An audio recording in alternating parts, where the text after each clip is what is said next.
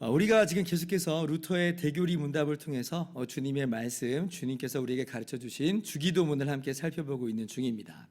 자, 오늘 우리가 주기도문의 5번째 간구를 함께 살펴보고자 하는데요. 우리가 마태복음 6장 12절에서 함께 읽었죠. 우리가 우리에게 죄 지은 죄를 사하여 준 것 같이 우리 죄를 사하여 주시옵고. 우리가 이 주기도문의 내용을 나누기에 앞서서 지난 시간에 4번째 기도에서 잠깐 나눴던 내용을 좀 기억할 필요가 있습니다. 여러분, 주기도문의 4번째 기도서부터는요, 우리를 이라고 하는 단어를 통해서 보듯이 초점이 이제 우리에게로 맞춰져 있다라고 말씀을 드렸습니다. 그런데 이것은 형식상으로는 그렇지만 내용상으로는 이렇게 막 딱 두부 자르듯이 자를 수 없다 그랬어요. 첫 번째부터 세 번째 간구는 하나님을 향한 기도고, 네 번째부터 여섯 번째는 우리를 향한 기도다. 이렇게 두부 자르듯이 자를 수 없다 하였어요. 그래서 지난주에 일용할 양식을 주소서 하는 기도는 어떠한 내용을 그 안에 담고 있다고 그랬어요?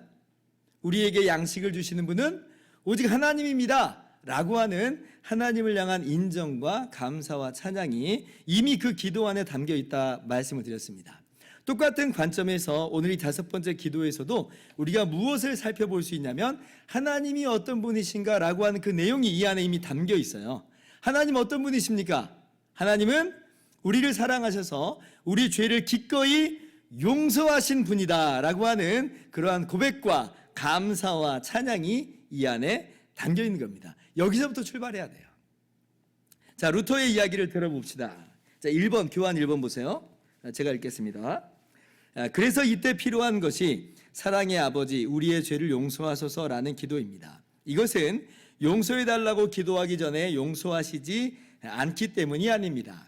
사죄의 복음은 이미 우리에게 주어진 하나님의 선물입니다. 그러므로 용서를 구하는 기도는 이 약속을 근거로 하는 것이고, 기도할 때마다 이 약속을 더 깊이 되새기는 것입니다.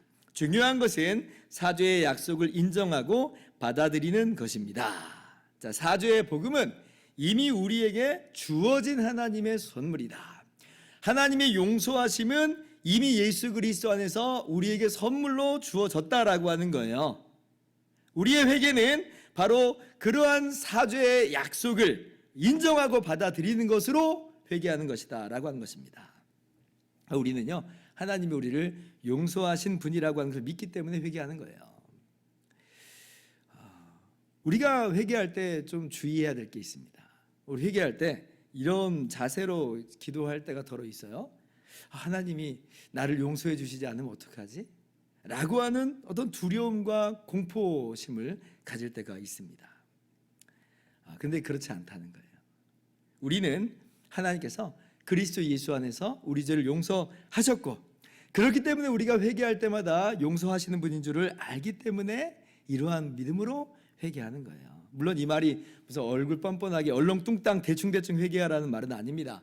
회개는 정말 우리의 마음 찢으면서 정말 지은 죄를 아파하면서 우리가 하나님께 용서를 구하는 거예요. 그러나 그것이 그렇다고 해서 우리가 마치 하나님이 용서하시지 않는 것 아니야? 라고 하는 그러한 의심과 어떤 바들바들 떨면서 공포심으로 기도하는 것은 아니라라고 하는 거예요. 여러분, 우리가 이 부분이 정립이 제대로 안 되어 있으면 우리가 하나님의 이 죄사함의 응답을 자꾸 어디서 찾으려고 하냐면요, 엉뚱한 데서 찾을 수가 있어요. 자, 예를 들면 한번 생각을 한번 해보세요. 자, 우리가 회개 기도를 합니다. 자, 그러면 하나님께서 막 하나님의 음성 가운데서 내가 너를 용서하노라 이렇게 말씀하세요? 그런 음성이 귀에 들려요? 그렇지 않잖아요. 그러면 어떻게 우리가 하나님께서 우리의 죄를 용서하시는지를 확신할 수가 있어요? 무엇으로 여러분 죄사함의 확신의 근거를 우리 삼습니까? 한번 생각해 보는 거예요. 자, 쉽지 않죠? 자, 쉽지 않으니까 이제 이렇게 하는 분들이 있다는 거예요. 회개를 하긴 했지만 불안함이 남아있어요. 그래서 찜찜한 거예요. 하나님이 나를 혹시 용서 안 해준 건 아닌가, 이런 찜찜함 가운데 돌아가는 분들이 있어요. 어떤 분은 이걸 이제 자기의 회개에 어떤 죄사함의 확신으로 삼는 분들이 있어요. 어떠냐면 내가 눈물을 흘려서 기도했다든지, 아니면 정말 내가 이 회개를 할 때 정말 긴 시간 회개했다든지, 열심히 회개했다든지, 뭐 어떤 날 보면 회개가 막 술술 나오잖아요. 눈물도 펑펑 흘릴 때가 있습니다. 그러면 이렇게 회개가 잘 나오는 거 보니까 내가 죄사함 받은 게 맞다라고 이제 생각을 하는 분들이 있다는 거예요. 혹은 이제 이런 분들도 있습니다. 회개를 할 때에 마음의 평안함이 찾아올 때가 있어요. 그러면 이러한 나의 평안함이라고 하는 주관적 경험을 가지고 죄사함의 응답 유무를 판가름하는 분들도 있습니다. 그래서 이제 평안이 올 때까지 회개 기도를 하는 거예요. 그죠? 이런 경우 많죠. 자, 그런데 이런 것들로 우리의 죄사함의 기준을 삼게 되면 이제 뭐가 문제냐면 이거는요, 어디까지나 나의 주관적 상태에 해당하는 거잖아요. 주관적 상태라고 하는 것은 언제나 변해버릴 수가 있어요. 흔들릴 수 있단 말이에요. 마음 한켠에서는 지금 용서함 받지 못한 것은 아닌가라고 하는 불안함이 남아있다는 거예요. 왜냐하면 직접 하나님의 음성 속에서 내가 너를 용서하노라 이 말을 지금 들은 건 아니기 때문에 그래요. 그러다가 문득 지은 죄에 대한 불안함이 쑥 올라올 때가 있어요.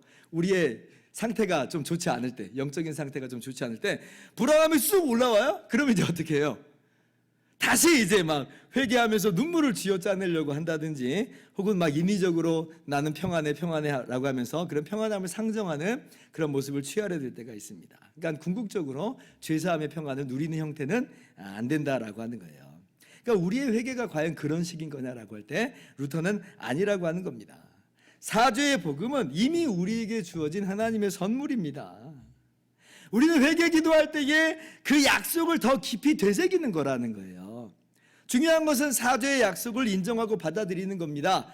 이미 우리에게 사죄의 약속을, 죄사함을 선포하셨다는 거예요. 그러므로 하나님께서 우리를 사랑하셔서 우리 죄를 기꺼이 용서하신 분이라는 걸 여러분이 꼭 믿음으로 회개할 수 있기를 바랍니다. 이사야 53장 6절 말씀 분명하게 우리 가운데 말씀하여 주시죠. 우리는 다 양 같아서 그릇 행하여 각기 제 길로 갔거늘 여호와께서는 우리 모두의 죄악을 그에게 담당시키셨도다. 우리 모두의 죄악을 예수님에게 하나님께서 이미 다 짊어지게 하셨어요. 예수님은 우리의 모든 죄를 다 짊어지시고 십자가에서 죽으신 것입니다. 우리가 죄사함을 받은 것은 우리가 회개라고 하는 어떤 행동을 이렇게 저렇게 잘했기 때문에가 아니라 예수님의 이 대속으로 말미암아 죄사함을 받은 겁니다. 복음으로 말미암는 죄사함의 확신을 이미 우리는 갖고 있다라고 하는 거예요. 그렇게 우리는 이제 하나님께서 예수 그리스도 안에서 우리의 모든 죄를 용서하신 것을 알기 때문에 그래서 회개 기도하는 것이고, 그렇게 회개를 할 때에 우리 안에 이 죄사함의 확신이 다시 한번 발동이 됩니다. 즉 우리가 회개할 때 무엇을 떠올리게 되냐면 예수 그리스도의 십자가의 대속의 복음, 그 은혜의 복음을 떠올리는 거예요. 그러니까 회개할 때 주님의 십자가 대속이 같이 나와야 돼요. 같이 나오지 않으면 자꾸 주관적 경험 안에서 죄사함의 확신을 얻으려고 하거든요. 근데 회개할 때 반드시 무엇을 함께 우리가 떠올리게 되냐면, 그리고 그게 정상이냐면 우리 주님의 십자가 은혜의 복음을 같이 떠올리는 겁니다. 그렇게 하여서 그리스도 안에서 이 죄인이 거저 용서함 받음을 다시금 누리는 거예요. 확신하는 거죠. 없는 걸 누리는 게 아니라 이미 주어지는 것 안에서 다시 기억하는 것으로 누리는 것이다 라고 하는 거예요. 그것이 이제 바로 객관적 수준에서의 이 죄사함의 확신입니다. 그러니까 주관적 수준으로만 그치지 말고, 뭐 그 아주 나쁜 건 아니죠. 우리가 눈물을 흘리면서 기도할 때가 있고, 또 긴 시간 또 우리가 회개하면서 나아갈 때도 있고 필요할 때가 있어요. 그런데 그런 수준으로 회개를 가두어두지 말고 멈추지 말고 성경에서 이야기하시는 바 예수 그리스도 안에서 주어주신 이 객관적 수준의 죄사함을 이 우리 회개 가운데 함께 기억하면서 누릴 수 있기를 바랍니다. 그래서 이 5번째 간구 역시도 하나님은 우리의 죄를 용서하신 분입니다 라고 하는 이 고백과 감사와 찬양이 이미 전제되어 있다라고 하는 거예요.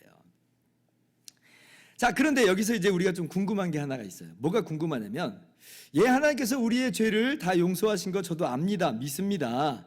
그런데 목사님, 혹시 그것은 예수님 믿기 전에 죄만 그런 거 아닙니까? 혹시 예수님 믿고 난 다음에 죄는 해결이 안 된 것이 아니고 해결이 안 된 거고, 그래서 그때마다 회개하는 것으로 해결되는 것, 그런 거 아닌가요? 라고 하는 이제 궁금함이 있을 수 있습니다. 예전에 구역 모임을 할 때에 이 부분을 좀 궁금해하시는 분이 있으시더라고요. 그 물음 속에 담겨 있는 건 뭐냐면 역시 죄사함을 내가 확신하기는 참 어렵다 라고 하는 이제 그러한 불안함이 그 질문 안에 담겨 있었습니다.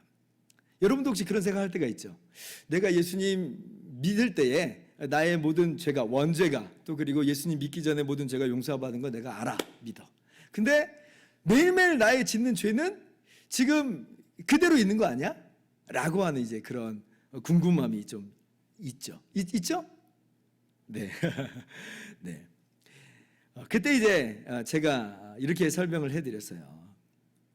성경에서 반복해서 강조하는 바 중에 하나가 뭐냐면 예수님께서 교회의 머리가 되시고 교회는 예수님의 몸이 되었다라고 하는 것입니다. 그러니까 우리가 교회 공동체의 누리는 예수님과 하나가 됐다는 거, 하나가. 로마서에서도 그렇고 에베소서도 그렇고 골로새서도 그렇고 고린도전서에서도 계속해서 반복해서 말씀해 주시는 바예요. 고린도전서 12장 27절 한번 같이 읽어볼까요? 시작. 네, 우리가 그리스도의 몸이 되었다. 그리고 그 몸의 각 지체라고 하는 거예요. 우리 주님께서는 우리의 머리가 되신 것입니다. 그러니까 우리가 주님과 하나가 됐다라고 하는 거예요. 그래서 우리는 더 이상 우리 홀로 있는 존재가 아니라 예수 그리스도 안에 있는 존재, 예수 그리스도 안에 있는 존재예요. 이 말은 무슨 말이냐면 하나님께서 우리를 보실 때에 우리 홀로 보시는 것이 아니라 예수 그리스도 안에서 우리를 보신다는 얘기예요. 예수 그리스도의 몸으로서 우리를 지금 보고 계신다라고 하는 겁니다. 자, 그렇다면 우리가 받은 죄사함이라고 하는 게 뭐냐라고 할 때에 그것은 우리가 예수님과 하나가 된 이 신비한 연합의 관계 안에서 예수님께서 실제로 우리의 모든 죄를 다 가져가신 거예요. 대속하신 거예요. 그리고 우리는 죄 용서받았다라고 하는 것은 지금 내가 그때그때마다 죄를 예수님께 올려드리는 것으로 죄사함을 받았다는 게 아니라 이미 예수 그리스도 안에 있기 때문에 그리스도와 하나가 됐기 때문에 이미 죄 용서함 받고 의롭다함을 얻었다라고 하는 겁니다. 그러니까 하나님께서 우리의 죄를 사하셨다는 건 우리의 행동 하나하나를 사하시는 그런 문제 수준이 아니라 우리의 존재에 대한 문제. 우리는 예수 그리스도 안에서 연합한 존재예요. 연합한 존재로서 이미 우리의 모든 죄는 예수님께로 옮겨졌다니까요. 옮겨진 거예요. 존재적인 문제로서 우리의 죄가 다 옮겨진 것이다. 이것을 이제 쉽게 풀어서 사람들이 우리의 과거에 지은 죄, 현재에 지은 죄, 미래에 지은 모든 죄까지도 다 용서함 받았다라고 표현을 하는데 맞는 말이에요. 근데 좀 더 정확하게 이야기를 하자면 우리는 그리스도 안에서 단번에 용서함을 받았다는 겁니다. 존재적인 차원에서 우리는 그리스도 안에서 죄 없다 함을 얻었다라고 하는 거예요. 제가 이번에 특별 새벽기도회 때 고난주간 특별 새벽기도회 때 여러 번 인용했는데 다시 한번 말씀을 봅시다. 히브리서 9장 12절. 자, 염소와 송아지의 피로 하지 아니하고 오직 자기의 피로, 예수님의 피죠. 예수님의 피로 영원한 속죄를 이루사 단번에 성소에 들어가셨느니라. 영원한 속죄라고 그러잖아요. 예수 그리스도 안에서 우리가 받은 속죄는 영원한 속죄예요. 히브리서 10장 10절 이하도 교독합시다.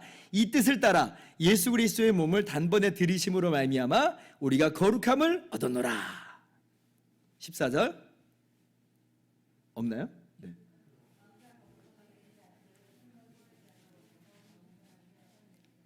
또 그들의 죄와 그들의 불법을 내가 다시 기억하지 아니하리라 하셨으니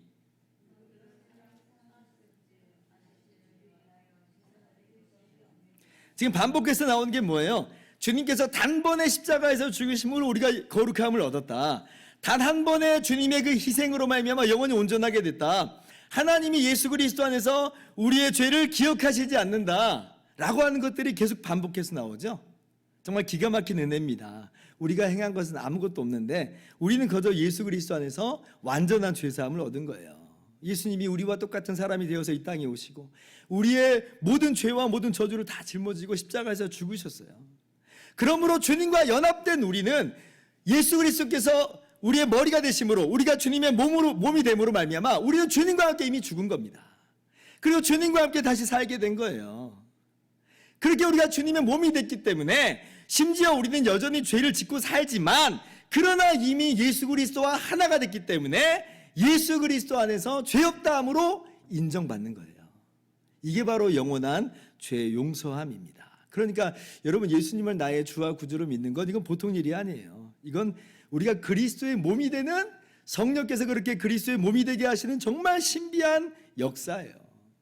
우리는 예수 그리스도 안에서 새로운 피조물이 돼서요, 예수 그리스도 안에서 새 생명, 주님과 함께 주님의 몸으로서의 새 생명으로 거듭난 것입니다.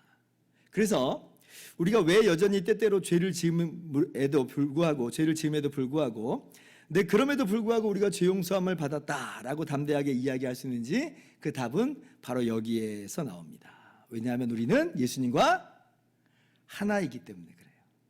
예수님과 하나가 됐기 때문에 그래요. 존재적으로 우리는 영원한 죄사함을 받은 사람들이라고 하는 겁니다. 그러니까 우리는 죄사함의 확신이 있는 거예요. 그렇기 때문에 우리는 회개를 하는 거죠. 죄사함이 없기 때문에 회개하는 게 아니라 존재적으로 주님과 하나 된 죄사함 받은 존재가 됐기 때문에 우리는 회개하는 것이다. 이렇게 말씀을 드렸더니 조금 이해하는 눈치였습니다. 여러분들 이해가 되셨을 거라고 믿습니다. 자, 그래서 주기도문에서 우리 주님께서 오늘 말씀해 주시는 바는 뭐냐면, 이러한 영원하고도 참된 죄 용서의 이해 속에서 회개하라는 것이지, 마치 우리가 여전히 죄사함 받지 못했기 때문에 그래서 회개하라라고 말씀하시는 것은 아니라라고 하는 거예요. 그러면 이렇게 또 이제 궁금함이 좀 있을 수 있겠습니다. 목사님, 그러면 완전한 죄사함을 받았다고 하면 그러면 아예 회개할 필요조차도 없는 거 아닌가요? 라고 또 반대쪽으로 또 극단으로 가시는 분들이 있어요. 근데 아니죠. 왜냐하면 오늘 주님께서 가르쳐준 기도에서 뭐라고 분명히 말씀하세요? 우리 죄를 사하여 주시옵고라고 회개하라고 말씀하시잖아요. 회개하라. 날마다 우리가 짓는 죄에 대해서 어물쩍 넘어가지 말고 회개하라, 죄 용서함을 구하라, 이렇게 말씀하셨습니다. 그래서 우리는 회개해야 돼요. 회개가 필요 없다라고 가르치는 것은 전혀 엉뚱한 성경을 오해한 가르침입니다. 여러분, 예수님께서 우리에게 회개하라고 말씀하신 것은 우리가 영원하고도 참된 죄 용서함이 취소함 받았기 때문에 그런 게 아니에요. 이게 어떤 개념이냐면 이런 겁니다. 우리가 주님과 하나가 됐잖아요. 우리의 머리이신 주님은 지극히 의롭고 지극히 거룩하신 분이에요. 그죠? 우리가 근데 주님과 하나가 됐는데, 주님은 머리 되신 주님은 지극히 의롭고 거룩하신데 몸으로서 우리는 죄를 짓는단 말이에요. 그럼 이게 머리 되신 주님과 어울리는 모습이겠느냐? 우리가 이미 그렇게 주님 안에서 거룩한 존재로 인정함을 받았는데, 의롭다함을 얻었는데 어떻게 내가 나의 지은 죄와 더러움을 그대로 안고 살 수 있겠느냐는 거예요. 이것은 머리이신 주님의 의로우심과 거룩함에 전혀 어울리지 않습니다. 주님의 몸으로서 어울리는 모습이 전혀 아니라라고 하는 거예요. 또 다른 식으로 표현을 해본다면, 우리는 매일매일 이렇게 삶 속에서 이 죄를 지을 때마다 하나님과 하나가 된, 주님과 하나가 된 그 교제가 방해를 받습니다. 이 죄로 말미암아 방해를 받아요. 자, 한번 생각을 해보세요. 어떤 아이가 이제 왕의 자녀가 됐어요. 입양이 됐어요.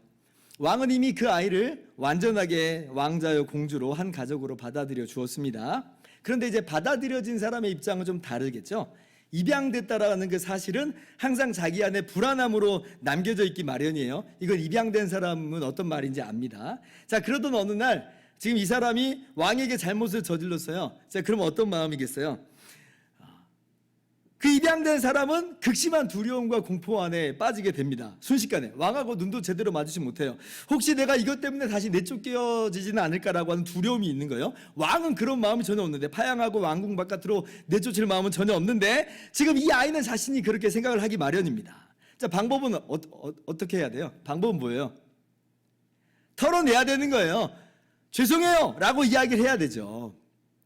그래서 왕으로부터 아니다, 내가 여전히 너를 사랑한다 라고 하는 그 이야기를 들어야 됩니다. 그렇지 않으면 그 안에는 계속 불안함이 쌓이고, 그러다 보면 점점 관계는 소원해지는 거예요.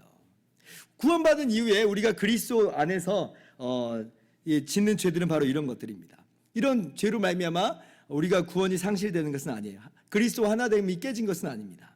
그러나 이 죄로 말미암아 하나님과의 관계가, 그리스도와의 관계가 서먹서먹해져요.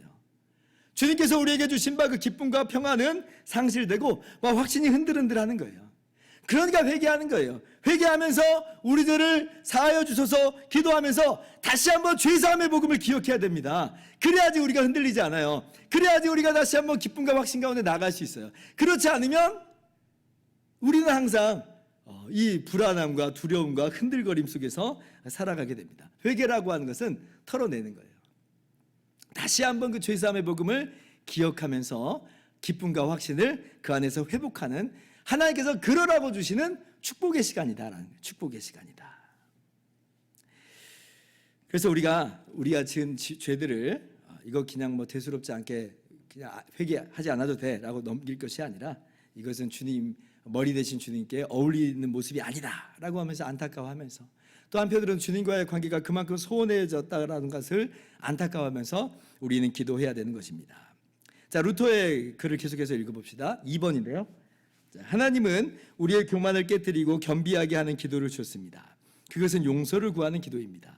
나는 경건하다 하고 큰소리치며 남을 우습게 여기는 사람은 이 기도의 구절을 눈앞에서 놓고 스스로 진지하게 돌아보십시오.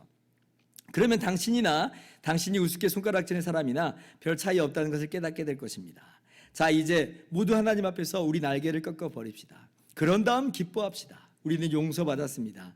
용서는 필요치 않다고 장담할 수 있는 사람은 아무도 없습니다. 그러니까 회개하지 않아도 괜찮아 라고 우리는 할 수 없는 거예요. 우리는 회개를 해야 되는 것입니다. 나는 괜찮은 사람인 것처럼 마치 고개 빳빳하게 들고 다니지 말라는 거예요. 사람 앞에서는 혹시 그럴 수 있는지 몰라도 우리가 하나님 앞에서 누가 감히 내가 죄 없다라고 빳빳하게 고개를 들고 다닐 수 있겠어요? 하나님 지극히 거룩하고 지극히 의로우신 하나님인데요. 3번도 봅시다. 하나님께서는 매일 쌓여가는 우리의 죄를 보고 비난하지 않습니다. 그렇다고 간과하는 것도 아닙니다. 대신 은총으로 우리를 대하시고 약속하신 대로 용서하십니다. 그래서 우리는요, 기도할 때 항상 우리 자신을 돌아보면서, 우리 삶을 돌아보면서 회개의 기도를 해야 돼요. 건너뛰려 하지 말고 이 기도를 항상 우리 기도 제목 안에 넣어야 됩니다. 우리 주님께서 오늘 가르쳐 주신 바가 바로 그거예요.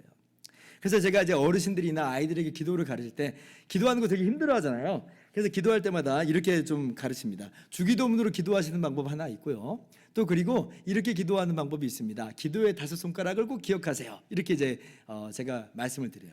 기도의 5손가락. 여러분도 한번 기억해 보세요. 하나님 아버지, 감사합니다. 용서해 주세요. 도와주세요. 예수님의 이름으로 기도합니다. 이게 이제 기도의 5손가락이다. 그러니까 이러한 기도의 제목들이 우리의 기도 가운데 들어가는 것이 당연한 것이고, 또 그렇게 기도하는 것이 그렇게 될 때 그렇게 어렵지는 않아요. 이 기도의 5손가락 기억하면 어렵지 않잖아요. 우리가 항상 기도하는 그런 내용이기도 하고 이제 그렇습니다. 그래서 여러분 회개하는 것이 참 어렵습니다. 그러니까 어제 지은 죄 회개했는데 오늘 똑같은 죄를 지었을 때 다시 한번 회개하는 거 고통스러워요. 제가 너무나 잘 알아요. 왜냐하면 저도 똑같은 고통 가운데 있으니까. 그냥 맨날 죄 짓는 거 회개하지 말아버릴까, 이런 생각이 불쑥 들기도 해요. 그런데 그렇게 하지 마시고, 우리가 죄사함의 은혜를 경험하는 것은 회개할 때예요. 항상 영원한 죄사함을 우리는 회개함을 통해서 날마다 기억하는 것이고 경험하고 누리게 되는 것입니다. 그래서 주님께서 우리에게 회개하라 교훈하셨으니까요. 그래서 우리는 회개하면서 죄사함의 기쁨을 다시 한번 회복하고 또 기뻐하고 즐거워하는 그런 복된 시간 되시기를 주님의 이름으로 축원합니다. 자, 이제 마지막입니다. 자, 그런데 주님께서 이 기도의 내용을 가르쳐 주실 때 어떤 내용을 이제 더하여 가르쳐 주셨냐면, 우리가 우리에게 죄 지은 자를 사하여 준 것 같이라고 하는 말씀을 덧붙여 주셨어요. 우리가 마태복음 6장 12절 보니까 그러죠? 우리가 우리에게 죄 지은 자를 사하여 준 것 같이. 자, 그런데 이제 원문상으로는 이게 우리말로는 이게 앞에 나왔는데 원문상으로는 뒤에 있습니다. 원문상으로는 뭐가 먼저 나오냐면 우리의 죄를 사하여 주소서라고 하는 게 먼저 나왔어요. 이게 기도의 내용의 핵심이라는 거예요. 덧붙여진 말로써 지금 이 내용이 들어가 있다라고 하는 겁니다. 자, 그럼 이게 무슨 얘기인가 하는 그런 궁금함이 좀 들죠. 우리를 좀 혼란스럽게도 해요.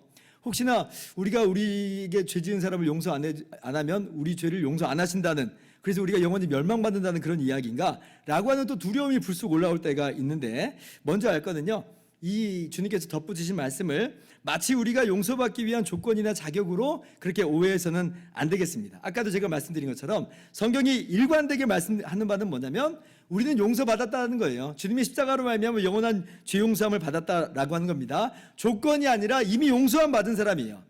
그러니까 이미 용서함 받은 사람으로서 우리는 용서할 수 있는 거지, 용서함 받지 않았는데 우리가 용서함으로 주님께 용서함을 받는 그런 구조는 전혀 아니라라고 하는 겁니다. 그러므로 오늘 이 말씀은 이런 뜻으로 이해를 하셔야 됩니다. 이거예요. 하나님의 조건 없는 죄사함을 받아서 그 은혜를 힘입어서 제가 저에게 죄 지은 사람을 용서해 주었습니다. 그런데 하물며 자비로우신 하나님께서 저의 죄를 용서하시지 않겠습니까? 저는 분명히 압니다. 확신합니다. 저의 죄가 용서함 받았음을 확신합니다. 그러므로 오늘 저의 죄를 용서해 주세요 라고 이제 기도하는 모양이 되는 거예요.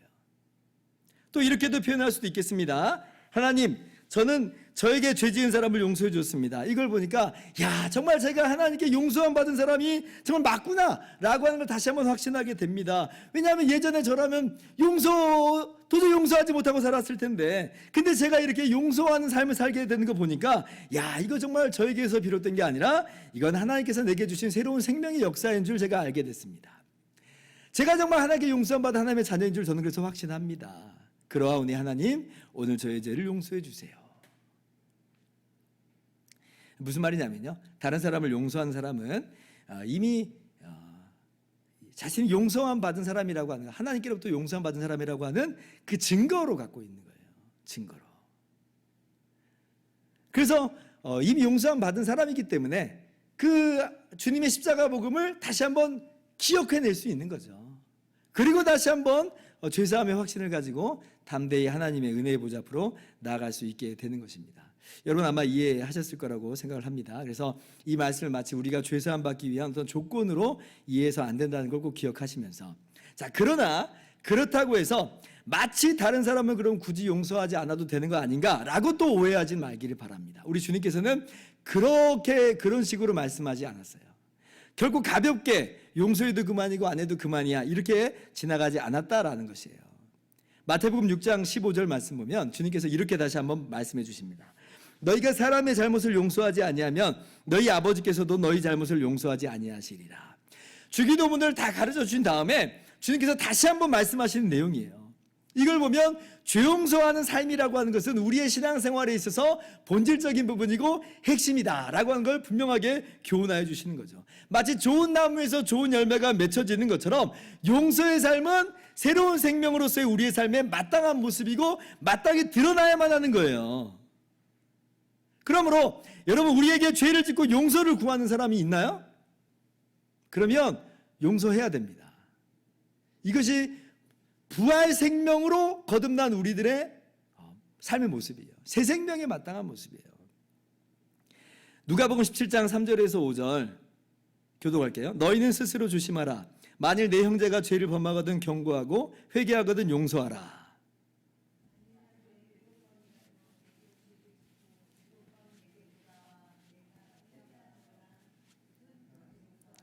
5절 같이요. 사도들이 주께 여짜오되 우리에게 믿음을 더하소서 하니, 회개하거든 용서하라.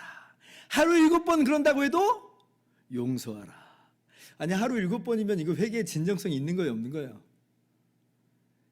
너무 의심스러운 거 아니에요? 그런데 주님께서 뭐라고 말씀하세요? 회개하면 그래도 용서하라는 거예요. 그 5절 말씀이 4절에 연결되어서 해석돼야 될지 아니면 별도로 5절부터 새로운 단락이 시작됐는지는 해석자마다 다를 수 있겠지만 정말 너무나 의미심장하죠. 우리에게 믿음을 더하소서. 왜냐하면 정말 쉽지 않거든요. 상처가 크면 클수록 쉽지 않아요. 반복되면 반복될수록 이게 쉽지 않다는 말이에요. 근데 보세요. 따지고 보면 우리가 하나님께 어떻게 하고 있는 거냐면 하루 7번 잘못하고 또 하나님께 와서 회개하고 있잖아요. 근데 하나님께서는 예수 그리스도 안에서 이미 영원한 죄사함으로 용서하셨다라고 사죄의 선포를 하고 하시잖아요. 그러니까 우리가 하나님께 다른 사람의 회개의 진정성을 따지고 들 수는 없는 거예요. 왜냐하면 하나님이 그렇게 우리에게 따지고 든다면, 네 아까도 죄짓고 또 죄짓고 또 회개하면 네 회개가 진짜 회개야? 라고 하나님이 우리에게 그렇게 진정성을 따지고 드시면 우리가 어떻게 하나님 앞에 설 수 있겠어요?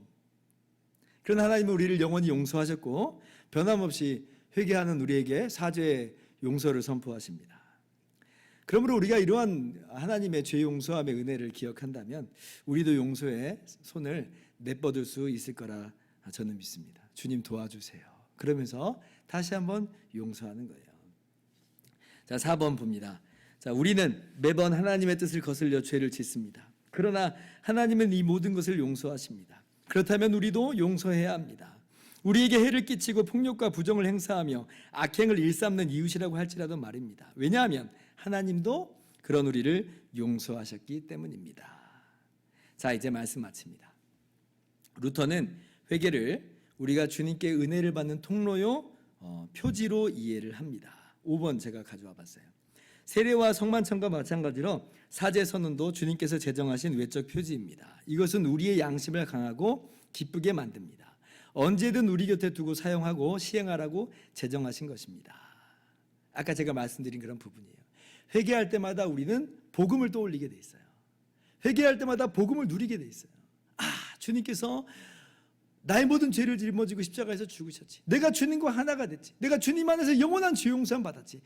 이거 어디서 경험하는 거냐면 회개할 때 경험하는 게 회개할 때 누리는 겁니다.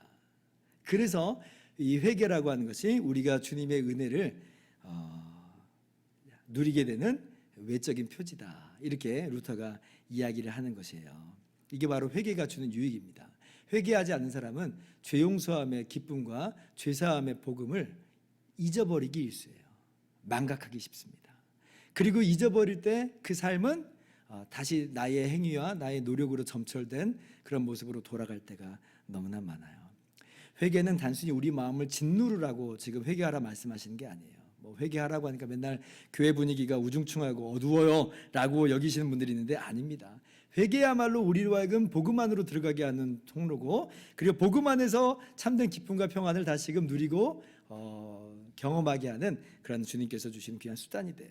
그래서 여러분이 회개하는 것을 게을리하지 않기를 바라고, 주의할 것은 나의 눈물과 열심 수준으로 회개 그렇게 하지 마시고 복음으로 들어가는 바 참된 회개를 통해서 놀라운 은혜를 충만하게 누리실 수 있기를 바랍니다.